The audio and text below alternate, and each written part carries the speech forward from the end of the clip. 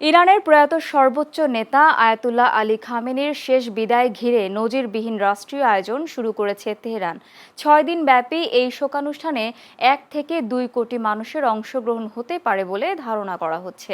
বিশ্লেষকদের মতে এটি শুধু একজন নেতাকে বিদায় জানানোর আয়োজন নয়, বরং সাম্প্রতিক যুদ্ধের পর বিশ্ববাসী, বিশেষ করে যুক্তরাষ্ট্রের প্রেসিডেন্ট ডোনাল্ড ট্রাম্পের প্রতি ইরানের ঐক্য, শক্তি ও অটুট অবস্থানের রাজনৈতিক বার্তা। রাজধানী তেহরান সহ বিভিন্ন শহরে কঠোর নিরাপত্তা জোরদার করা হয়েছে। আকাশ সীমায়ও বিশেষ বিধি নিষেধ আরোপ করা হয়েছে।